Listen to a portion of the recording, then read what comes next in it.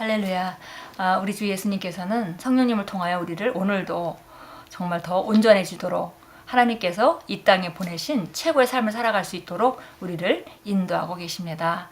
오늘도 우리가 말씀과 성령 안에서 우리는 점점 더 온전해집니다. 오늘 아침에도 우리가 이렇게 말씀을 통해서 우리 자신을 비추어 보고 생각을 고치고 또 삶을 바꾸고 태도를 바꿈으로 말미암아 우리는 더 온전해집니다. 26일 토요일 말씀의 실제입니다. 제목은 불평하지 말고 감사하십시오. 골로새 1장 12절 말씀입니다. 우리로 하여금 빛 가운데서 성도의 기업의 부분을 얻기에 합당하게 하신 아버지께 감사하게 하시기를 원하노라. 정말 너무나도 놀랍게 우리가 흑암의 권세에서 빠져나와서 빛들의 아들의 사랑의 나라로 저희가 운반되었습니다.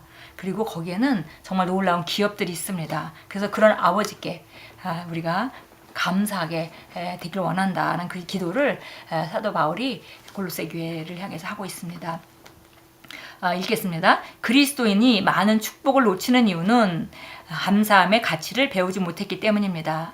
당신은 삶이나 상황에 대해 하나님께 불평하고 한탄하기보다 빛 가운데서 성도의 기업의 부분을 얻기에 합당하신 하나님께 감사해야 합니다. 많은 사람들이 영광 안에 있는 자신을 보지 않고 그들이 지금 겪고 있는 부족과 필요만을 생각하기 때문에 감사하지 못합니다. 모든 그리스도인은 하나님의 상속자요 그리스도와 함께한 공동 상속자입니다. 이것을 인식하고 감사하십시오. 오늘 주제가 불평하지 말고 감사해라 그랬습니다. 불평하는 사람과 감사하는 사람은 들어가는 문이 달라서 그런 다른 삶을 살게 됩니다. 감사하는 사람은 바로 하나님께서 우리에게 어떤 삶을 주셨는지 말씀으로 들어가기 때문에 그것을 지금 눈에 당장 보이지 않는 것이 있다 할지라도 하나님의 말씀 위에 섰기 때문에 그 말씀을 통해서 영적인 세계에서 보이지 않는 세계에서 말씀을 통해서 내가 받은 것이 무엇인지 보기 때문에 감사하는 것이고요.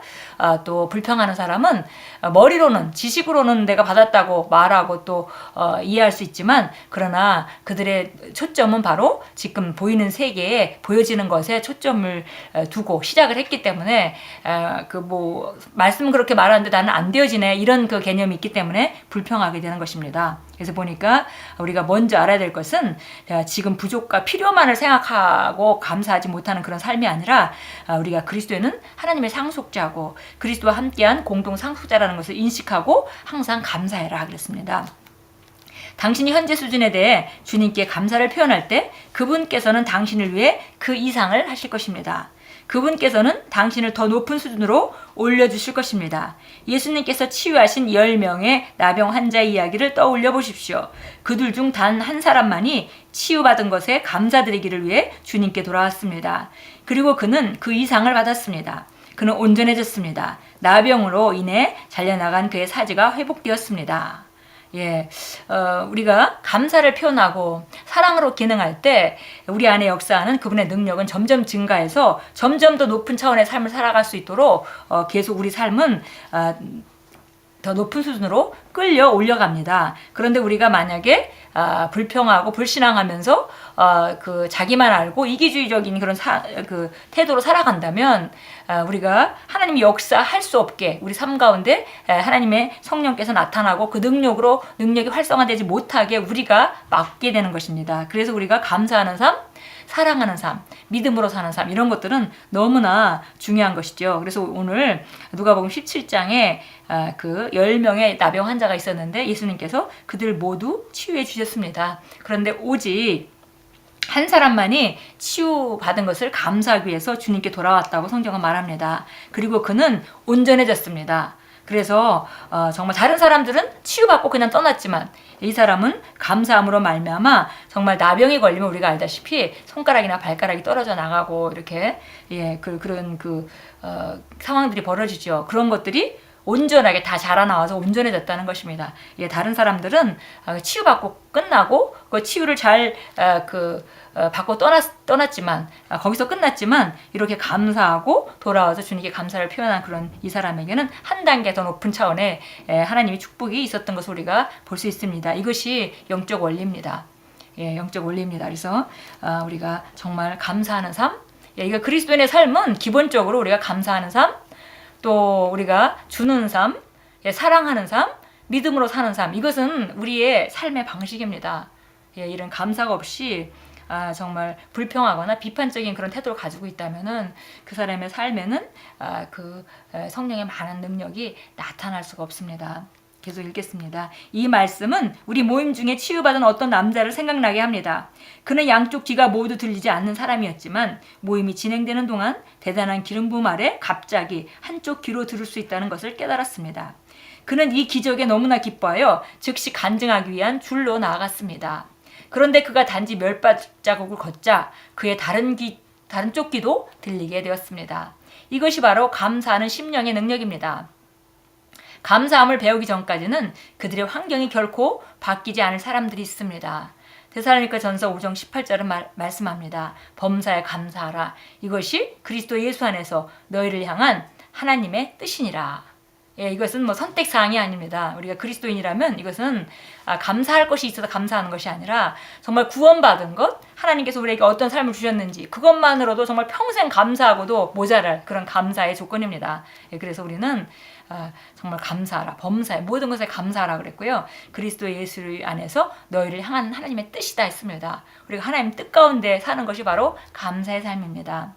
당신이 받은 축복을 헤아리고 하나님께서 누구시고 또 당신을 위해 무엇을 하셨는지를 말하며 하나님께 영광 돌리는 법을 배우십시오. 당신의 삶에서 하나님께서 공급하지 않으셨기 때문에 필요한 것이란 없을 것입니다. 당신이 필요를 느끼는 일은 지금도 앞으로도 없을 것입니다. 예, 이거는 감사로 살아가는 삶에 사람에게 주어진 하나님의 축복입니다. 계속 우리가 지금 시작이 오늘부터 어떤 삶 가운데 살고 있을지라도 상관없이 오늘 감사하기 시작한다면 정말 장담할 수 있는 것은 그 사람에게 하나님의 나타남은 점점 증가해서 그 사람의 삶은 계속 더 변할 것이라는 것입니다. 그래서 오늘 여기 이렇게 말씀하셨습니다. 이렇게 영광 돌리는 법을 배우고 계속 이걸 실천하고 살아간다면 우리 삶에서 하나님께서 공급하지 않으셨기 때문에 정말 부족함은 없을 것이다 그랬고요. 그리고 앞으로도 없을 것이다 그랬습니다. 고린도전서 3장 21절은 모든 것이 당신의 것이라고 말씀합니다. 그러므로 당신의 삶은 당신에게 모든 것을 주신 하나님께 감사와 찬양을 드리는 삶이 되어야 합니다. 그의 신기한 능력으로 생명과 경건에 속한 모든 것을 우리에게 주셨으니 이는 자기의 영광과 덕으로서 우리를 부르신 이를 알므로 말미암음이라.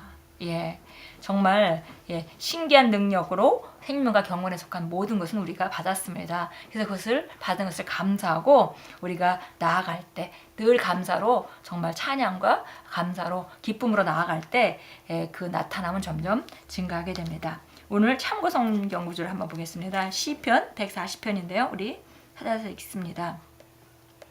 시편 140편 보도록 하겠습니다. 시편 140편에 자, 의로운 자들은 감사하라 이렇게 되어 있습니다. 자, 13절인데요. 13절 읽겠습니다.